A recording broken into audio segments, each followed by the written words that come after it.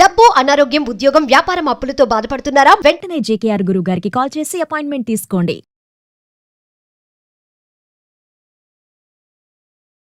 నమస్తే, welcome to Suman TV. ప్రస్తుతం మనతో పాటు స్టూడియోలో కేరళ జ్యోతిష శాస్త్ర నిపుణులు, law of attraction coach, money coach and life skills coach అయిన బ్రహ్మశ్రీ డాక్టర్ జేకేఆర్ గురువు గారు ఉన్నారు.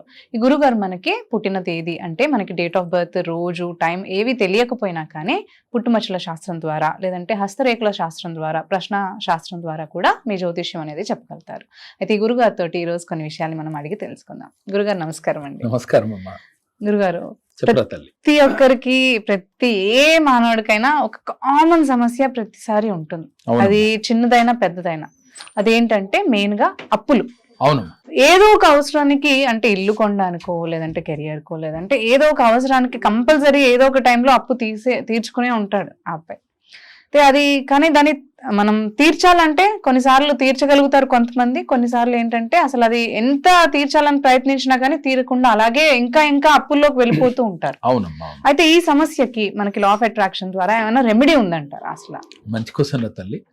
ఎందుకంటే సహజంగా 100% అంటే 90% ఇదే సమస్యతో ఫీల్ అవుతా ఉంటారు. కరెక్ట్. అయితే నేను ఆ పదాన్ని కూడా పలకటానికి ఇష్టపడను. ముందు కూడా చెప్పారు మీరు, గతంలో కూడా చెప్పారు. ఆ పదం పలికితే అది పెద్ద పాపము అంటాను నేను. ఎందుకని? అప్పు చేయటం కూడా పాపమే అంటాను నేను. ఆ ఫీల్ తో ఉండాలన్నాను. అప్పు చేయడం పాపం అంటే దాని నా ఉద్దేశం ఏంటంటే ఆ ఫీలింగ్ మీలో ఉండాలి. అప్పు అంటే ఒక భయంకరంగా చేయటం పాపము అనే ఫీల్ మీలో ఎప్పుడైతే వచ్చిందో అప్పు చేయాలని థాట్ కూడా మీకు రాదు. నాయనా ఈ పదం వాడితే నీకు అరిష్టము అని ఎవరన్నా చెబితే ఆ పదం వాడలేం కదా మనం. అందుకని నేను అంత ఘాటుగా చెప్తున్నాను. అప్పులు జరిగిపోయినని బాధపడే కన్నా జీవితంలో ఇంకా చేయకూడదు, చేయకుండా ఉండాలి అంటే ఏం చేయాలో ఇప్పుడు ఈ వీడియోలో మనం చెప్పబోతున్నాం. మనిషి అప్పులు కారణం ఏంటో తెలుసమ్మా? తనకు వచ్చిన దాంట్లో సరిపెట్టుకోకుండా ఎక్కువగా ఖర్చు చేయటం. 2 అనవసరపు ఖర్చులు పూర్వజన్మ కర్మల చేత మనకి వచ్చి మన అప్పు చేసేటట్టు చేయటం అప్పులు రావడానికి కారణం. రెండవది, ఇవాళ సాఫ్ట్వేర్ ఉద్యోగాలు ఉన్నాయి, వాళ్ళకి 1 లక్ష, 2 లక్షలు, 3 లక్షల జీతం వస్తుంది. కానీ గొప్పకి పోయి వాళ్ళు ఎక్కువగా ఖర్చు పెట్టడం, రిచ్ గా జీవితాన్ని జీవించడం, దానివల్ల లోన్లు ఎక్కువ తీసుకోవటం, ఈఎంఐలు కట్టడం, దానివల్ల వడ్డీల రూపంలో కొంత డబ్బు అంతా పోవటం, నెల చివరిలోకి వచ్చేసరికి బ్యాలెన్స్ చూసుకుంటే నిల్ బ్యాలెన్స్ లో ఉండటం, దానివల్ల ఒత్తిడికి గురవటం, ఆ క్షణాన జీవితం అంటే విరక్తి కలగటం. వాళ్ళు ఎన్ని చూస్తున్నావురా? టీవీ పెడితే చాలు ఏదో లోన్ తీసుకున్నాడంట, కట్టలేక ప్రాణం తీసుకున్నా. అది వినటానికి ఎంత బాధాకరంగా ఉందమ్మా. ఆ పదమే చాలా బాధగా ఉంది కదా. అందుకే నేను ప్రేక్షకులకి చెప్పేది ఏంటంటే అసలు అప్పు చేయటమే ఒక మహాపాపంగా ఫీల్ అవ్వండి. తప్పనిసరి పరిస్థితుల్లో చేయాలమ్మా. అంటే జీవితం నడవాలి అంటే ఇప్పుడు నాకంటే అన్ని ఉన్నాయి కాబట్టి ఆ పదం నేను చెప్పినా సరిపోతుంది. మరి మిడిల్ క్లాస్ లో ఉన్న వాళ్ళకి అప్పు చేయకుండా జరగదు. చెయ్యాలి, నేను కాదంటలేదు. కానీ మీ భావన ఎంతసేపు కూడా రేపు కూడా అవసరమైతే అప్పిచ్చేవాడు ఉన్నాళ్ళు అక్కడ దొరుకుతుందిలే అనే భావన తీసేయాలి. నేను ఇక అప్పు చేయకూడదు, లక్ష్మీదేవి నన్ను ఆకర్షిస్తుంది, ధనాన్ని నేను ఆకర్షిస్తాను, ఎప్పుడు డబ్బు నాతోనే ఉంటుంది అని భావన ఉండాలి. ఈ భావనతో పాటుగా డబ్బు పట్ల మీకు కృతజ్ఞత కలిగి ఉండాలి. ఏ జన్మలో ఏ పాపం చేశామో అంటే ఏ కర్మ చేశామో దానివల్ల మనకి లక్ష్మీదేవి రావటం లేదు, కొంతమందికి వచ్చినా నిలవటం లేదు, మరికొంతమందికి తెలియకుండా డబ్బు అనేది అనవసరపు ఖర్చులు అయిపోతా ఎప్పుడూ అప్పుల ఊబిలో ఉండిపోతున్నారు. ఈ సత్యం గ్రహించి అప్పు పట్ల మీకు ప్రేమని పెంచుకోవాలి. ఎప్పుడైతే చూడమ్మా, ఇంటికి వచ్చిన గెస్ట్ ని ప్రేమగా పలకరిస్తే ఆ గెస్ట్ ఇంకొక కాసేపు 1 గంట అయినా కూర్చుంటాడు. వచ్చినోడితో మాట్లాడకుండా కూర్చున్నాం అనుకోరా, మొహం సీరియస్ గా పెట్టి కూర్చున్నాం, అప్పుడు ఆ గెస్ట్ ఎంతసేపు ఉంటాడమ్మా? 1-2 seconds లో చూసి వెళ్ళిపోతాడు. ఇంకోసారి రాను కూడా రాడు. అట్లాగే డబ్బును మనం ఎప్పుడైతే గౌరవిస్తూ, ప్రేమిస్తూ, ఒక రకంగా లాలిస్తూ, ప్రేమగా గుండెలు కత్తుకుని మీరు ఉంటారో ధనలక్ష్మి మన ఇంట త్రిష్ట వేసుకుని కూర్చుంటుందమ్మా. ప్రేమ ఉన్న చోట మనుషులే కాదురా, జంతువులే కాదమ్మా, డబ్బు కూడా కట్టుబడి ఉంటుంది. నీలో ఆ ప్రేమతత్వం నిండిన నాడు, పరులని నువ్వు దూషించని నాడు, ఎప్పుడైతే ఎదుటి వారిపైన ఈర్ష పడని నాడు, ఎదుటి వ్యక్తి పైన నీకు ద్వేషం లేని నాడు, డబ్బు మీ ఇంట త్రిష్ట వేసుకుని కూర్చుంటుంది, వాలలాడుతూ ఉంటుంది. బీరువా తీస్తే డబ్బులు కట్టలు కనపడాలి అంటే మీరు చేస్తున్న వృత్తి ఉద్యోగాలలో మీరు ఊహించిన ధనం రావాలి అంటే ముందు మీకు ప్రేమతత్వం రావాలి, గౌరవించటం రావాలి. మీ పితృదేవతల్ని ప్రతినిత్యము గౌరవిస్తూ ఉండాలి. ఏ ఇంట్లో అయితే పితృదేవతల్ని గౌరవించారో మీ జీవితంలో ఆర్థికంగా ఎదగలేరు, మనశ్శాంతి ఉండదు. ఈ అప్పులు రావటానికి గల కారణం ఇది. అయితే చాలా మంది అనుకుంటారు పితృదేవతలు ఏంటి సార్, వాళ్ళ వల్ల ఏమొస్తుంది అని అంటే వాళ్ళ ఆత్మలు ఘోషిస్తూ ఉంటాయి అంటమ్మా.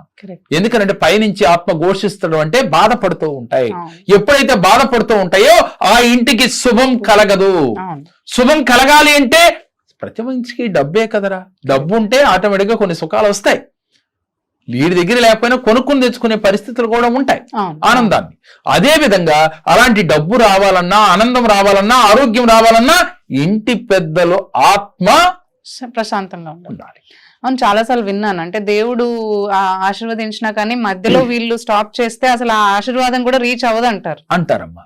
కానీ నేటి కాలంలో ఏమైపోయిందో తెలుసా తల్లి, చనిపోయిన సంవత్సరం తర్వాత వాళ్ళని చూసే పరిస్థితి లేదు. కొంతమంది ఇంట్లో వాళ్ళ ఫోటోలు కూడా పెట్టరు. నేనే ఉంటానమ్మా, ఫోటో పెట్టమని పర్లేదురా తల్లి. ఎందుకని ఆ రూపం మన గుండెలో ఉండాలి. ఫోటోలు పెట్టి పబ్లిక్ కోసం గోడ చుట్టూ వాళ్ళ ఫోటోలు పెడితే ఉపయోగం లేదు. వారిని మన గుండెలో పెట్టుకుని చూడాలి. ఎప్పుడైతే వారి మంచో చెడో కార్యక్రమాలు ఉన్నప్పుడు ప్రతినిత్యం వారికి మనసులో ఒక నమస్కారం పెడితే ఆనందిస్తూ ఉంటారు. వాళ్ళని గౌరవిస్తూ ఉండాలి, గుర్తించాలి. చాలా మంది వాళ్ళ పేర్లు పెట్టుకుని పిలుస్తూ ఉంటారు, అది కూడా తప్పే అంటాను నేను.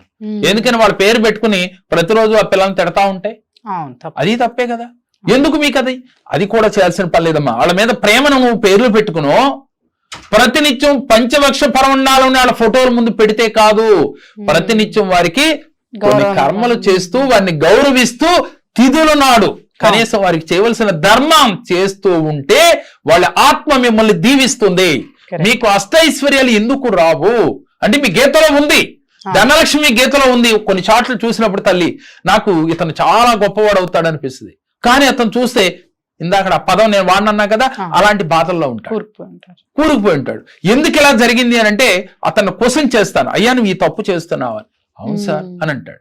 అప్పుడు అర్థం అవుతా ఉంటుంది, అయ్యా నీకు గీతలో ఉన్నా నువ్వు డబ్బును అందుకోలేకపోతాను, కారణం నీ పితృదేవతల ఆశీర్వాదం నీకు లేదు.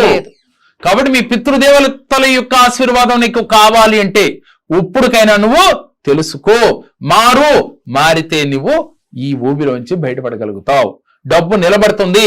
నీకు డబ్బు, సంపద, ఆరోగ్యం, ఆనందం కావాలి అంటే నువ్వు ఎప్పుడూ ఆనందంగా ఉండాలంటే చనిపోయిన పితృదేవతలు ఆనందంగా ఉండాలి. మరి మన పెద్దలు చెప్తారు, సంక్రాంతి పండుగ వచ్చినప్పుడు, ఉగాది పండుగ వచ్చినప్పుడు లేదు మామిడికాయలు కొత్తగా మనం కొనుక్కోవడం ముందు అలాగ పెట్టి తినటం, ఇవన్నీ మన పెద్దలు చెప్పి సంక్రాంతికి, ఉగాదికి అని వాళ్ళ తిథులప్పుడు పూజారులకి స్వయం పాకం ఇవ్వటం అన్ని చేస్తూ ఉంటారు. ఈ చేస్తాం ఓకేరా తల్లి. మరి కొంతమంది ఇంట్లో ఉన్న తల్లిదండ్రుల్ని వాళ్ళని తీసుకెళ్లి ఎక్కడ పెడుతున్నామమ్మా మనం? వృద్ధాశ్రమంలో పెడతా ఉన్నాం. ఇలా వృద్ధాశ్రమంలో పెట్టడం వల్ల మీకు జయం కాదు. వాళ్ళు బాధపడుతూ వాళ్ళ మనసు నా బిడ్డ ఎక్కడున్నా బాగుండాలని అనుకుంటారు. కానీ వారి అంతర్చేతన మనసు ఏం తెలుస్తుందో తెలుసా? ఎందుకు నన్ను ఇట్లా చేస్తున్నాడు, ఎన్ని బాధలు పడి కన్నాను, పిల్లలు లేరు అంటే ఆ తల్లి ఎన్ని కష్టాలు పడి మనకు అంటుందమ్మా. పెంచడానికి ఎన్ని కష్టాలు పడుతుంది. నువ్వు ఒక తల్లివే, నువ్వు ఎన్నో కష్టాలు పడుతూ ఉండొచ్చు. అది అందరికీ తెలుసమ్మా, నీకే కాదు ప్రతి తల్లికి తెలుసు, ప్రతి మాతకి తెలుసు ఆ కష్టాలు ఏమిటో. కానీ మనం పెద్దవాళ్ళే రెక్కలు వచ్చిన తర్వాత మనం చేసే పనులు ఏమిటి అనేది ఒక్కసారి ఆలోచిస్తే నువ్వు ఎందుకు బ్లాక్ అయిపోతున్నావు, ఎందుకు నీ జీవితంలో ఎదగలేకపోతున్నావు, ఎందుకు నీకు అశాంతితో నీ మనసు నిండిపోయి ఉంటుంది. ఎప్పుడు ఎన్ని సంపాదించినా సుఖం ఉండదు ఒకడికి, డబ్బుండి ఆనందం లేదు ఒకడికి. ఉన్న ఇంట్లో భార్య భర్తలు ఎడమొహం పెడమొహంగా ఉంటారు, ఎప్పుడు ఒకరంటే ఒకడికి పడదు. ఇలాంటి ఏ గొడవలున్నా కారణం పితృదేవతలు శాంతించాలి ఒకటి. రెండవది ఇంట్లో ఫోర్ ఫాదర్స్ మన పెద్దలు అంటే తల్లి తండ్రి వారు జీవించి ఉన్నవారు హ్యాపీగా ఉన్నారా లేదా అని చూసుకోవటం కూడా ఒకటి. అంటే ఇప్పుడు ఈ పెద్దలకి చేయాలి అని అంటే ఏమన్నా రెమెడీస్ ఉన్నాయంటారా? రైట్. ఇప్పుడు మనం ఏం చేయాలంటే అమ్మా, పెద్దల్ని ప్రతినిత్యం కూడా వారిని తలుచుకుని, అంటే వారి కార్యక్రమ తిథులు రోజున ప్రత్యేకించి కొన్ని మహాశివరాత్రి రోజున ఇలాంటి కొన్ని పర్వదినాల్లో వారిని తలుసుకుని వారికి స్వయం పాకం ఇవ్వటం, బ్రాహ్మణులకి వారిని తలుసుకుని తర్పణాలు అవి వదలటం చేయాలి. చేయాలి. చేసి వాడిని గౌరవిస్తూ ఒక్క 10 నిమిషాలు వాళ్ళని తలుసుకుని బ్లెస్సింగ్స్ ఇచ్చినట్టుగా ఫీల్ అవటం అమ్మా. అయ్యా నేను తెలియక చేశాను, తెలిసి కాదు, నేను ధనం ఉన్నది అహంకారంతోనో లేక నాకున్న బిజీ షెడ్యూల్లోనో నేనున్న స్థితి ఇది, అందువల్ల తప్పు జరిగింది, నన్ను క్షమించు అని క్షమాగుణం నీలో వచ్చిన నాడు నీ పితృదేవతలు శాంతిస్తారు. తల్లిదండ్రులకు ఇప్పటి వరకు తప్పు చేసి ఉంటే ఈ క్షణాన మారి వారి పాద పద్మములు పట్టుకొని మీరు కన్నీటితో వారి పాదాలు కడగండి, లేదు వారి చేతులు పట్టుకుని బతిమాలండి, అమ్మా నన్ను క్షమించండి. వాస్తవంగా అంతవరకు అక్కర్లేదమ్మా, వెళ్ళి ప్రేమగా పలకరిస్తేనే వాళ్ళు క్షమించేస్తారు.